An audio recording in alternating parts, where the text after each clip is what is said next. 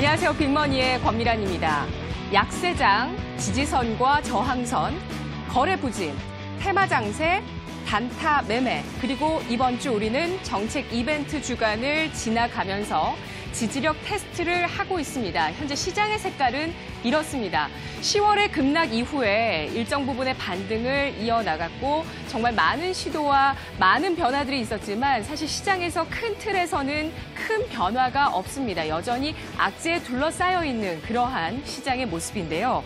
과연 미중 무역 협상은 타결될 수 있을 것인가? FOMC에서 긴축 기조는 완화될 수 있을 것인가? 앞으로 경기 둔화에 대한 우려감을 씻어내줄 수 있을 것인가? 이 세 가지를 확인하기 전까지는 지지부진한 바닥 확인 국면을 이어갈 수밖에 없습니다. 이 말은 곧 투자자들의 진을 이 시장이 좀 더 뺄 수 있겠다라는 의미가 될 수도 있겠고요. 또 자칫 내년 내내 이러한 지지부진한 바닥 확인 국면을 계속해서 이어가는 지리한 그런 장세가 이어질 수도 있겠다라는 이야기도 될 수 있을 겁니다. 약세장인 것을 상기해본다면 사실 추가 하락 가능성도 배제할 수는 없죠. 어제 월가에서 화제가 되었었던 인터뷰, 채권왕이라고 불리고 있는 제프리 건들락 더블라인 캐피털 CEO는 이런 이야기를 했습니다. 현재 뉴욕 주식시장은 약세장이다. 첫 번째 하락은 내 생각에 지나왔고 두 번째 하락 같은 경우는 첫 번째보다 더욱 고통스러웠다. 그간 그러한 시장 흐름은 계속해서 보여왔었다. 두 번째 하락이 더욱더 고통스러운 부분들을 강조하고 있습니다. 주식시장을 바라보는 모든 분야의 사람들이 현재 약세장과 향후 경기 둔화 우려에 대해서 이야기를 하고 있습니다. 한편으로는 여러 가지 이유로 인해서 선진국 대비해서 신흥국 주식시장이 조금 더 견조할 가능성도 엿보이고 있는데요. 미국 경기가 만일에 지난 3분기의 정점을 지나왔다면 이제는 중국을 중심으로 한 신흥국 주식시장, 신흥국 경제에서 그러한 성장의 바통을 이어받아 줘야지만 그동안 10년 동안 이어왔었던 정말 그 경기에 대한 위기를 벗어나기 위해서 수많은 정책들을 시도했었던 10년간의 노력이 무의에 그치지 않을 것입니다. 약세장은 심리에 좌우되는 경향이 크고요. 또 크게 기댈 수 있는 부분들은 정책 기대감인데요.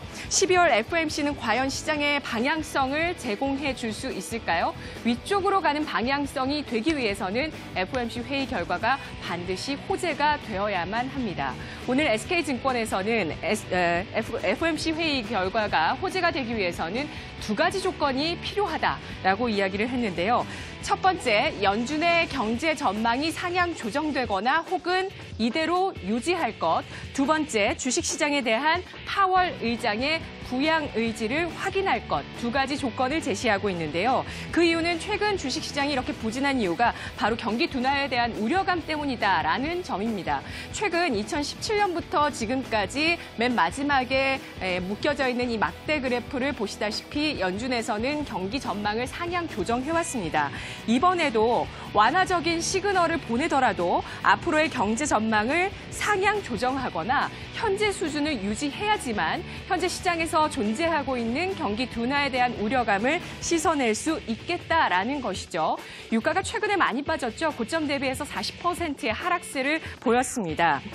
이번 FOMC에서 성장 전망을 유지하면서도 이렇게 유가가 많이 내렸고 물가에 대한 압박이 없기 때문에 긴축 기조를 더 유지할 필요는 없겠다라면서 완화적인 시그널을 줄 수 있게 된다면 이것이 베스트가 될 수 있겠다라고 SK증권 전망하고 있습니다. 과연 트럼프 대통령이 준 셰일 혁명으로 지금 미국이 가져오게 된 이러한 유가 급락이라는 카드를 파월 의장이 받아서 금리 인상 기조를 멈춰줄 수 있을까요? 이렇게 된다면 달러화는 강세에서 약세로 돌아서 줄 수 있을까요? 이것이 관전 포인트입니다. 두 번째 조건식은 파월 의장이 주식시장에 대한 관심과 더불어서 또 부양 의지를 함께 보여주는지 여부가 상당히 중요하다라고 이야기를 하고 있는데요. 11월 말 파월 의장의 연설을 보시면 다시 앞서 표를 보겠습니다. 주식시장이 큰 폭으로 하락하는 건 소비에 영향을 줄 수 있지만 최근 주식시장의 급락은 소비에 큰 영향을 줄 정도는 아니다라고 이야기를 했는데요. 과연 파월 의장은 글로벌 주식시장의 구원자가 될 수 있을지 이러한 부분들 경기 전망과 또 주식시장에 대한 연준 의장의 부양 의지에 달려 있다고 보고 있습니다. 이러한 조건식에 부합하지 않는다면 주식시장의 반등은 일시적인 상황에 그칠 것이고 짧은 반등이 될 수 있겠다라고 이야기를 하는데요. 자, 앞으로 짧은 반등이 나타날지 아니면 주식시장의 어떤 위쪽으로의 방향성을 타진할 수 있을 것인지 내일 아침 우리가 확인하게 될 FOMC 회의 결과 상당히 중요해지고 있고요. 이러한 짧은 반등이나 급등락보다도 시장의 방향성을 확인하는 것이 보다 중요해지고 있는 그러한 구간입니다. 국내 주식시장의 두 가지 섹터 살펴보도록 하겠습니다.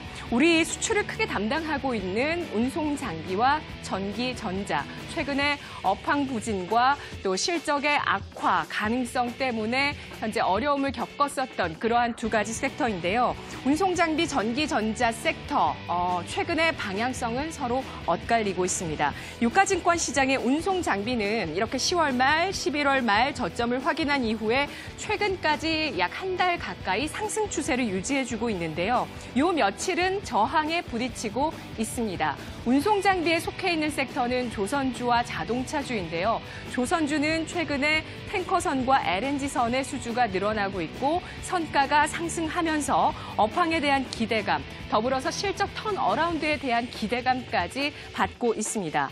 자동차주는 3분기 어닝 쇼크 이후에 현대차 그룹 쪽에서 친환경 쪽에 대한 그룹사 차원의 드라이브가 걸려있는 모습이고요. 정부의 수소차 육성 정책, 대형 SUV 신차 여러분 많이 기대하시는 팰리세이드에 대한 기대감까지 겹치면서 바닥권에서 현대차 그룹주 관련 종목들이 반등하는 힘을 유지해주고 있는 모습인데요.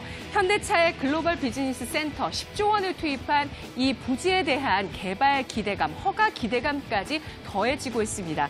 그렇게 되면서 운송장비 업종 차트 반등을 지속해왔는데 과연 저항을 뚫어줄까요? 다음 섹터입니다. 전기전자. 10월 말 이후에 반등을 시도했습니다. 그 이후에 11월 초 중반 지나면서 점차 하락세로 접어들더니 계속해서 삼성전자와 또 SK하이닉스 같은 종목들 신저가 움직임들 나타나고 있는데요. 반도체 업황 정점을 지났다라는 인식 나오면서 4분기의 영업이익 급감 가능성이 제기가 되고 있습니다. 2차전지 MLCC의 움직임도 최근에 답답한 모습인데요. 전날 장 마감 이후에 마이크론 테크놀로지가 올해 9월부터 11월에 실적을 발표했습니다. 시장의 전망치를 밑돌았고요. 메모리 칩에 대한 수요가 약해지는 가운데 공급 과잉에 대한 신호가 나온 것이다라고 시장에서 이야기를 하면서 장 마감 이후에 나왔던 실적에 대해서 마감 이후 거래에서 급락으로 반응을 했습니다. 반도체 업황의 전망이 어두워지고 있네요. 운송장비와 전기전자 중에서 내년 우리 증시를 견인해줄 수 있는 그러한 섹터가 나와줄 수 있을까요? 변동성이나 급등락보다는 방향성과 추세를 잘 잡아가는 쪽을 잘 확인해 보면서 시장 현명하게 대응해야겠습니다. 이 시각 주요 경제 뉴스 오상혁 아나운서입니다.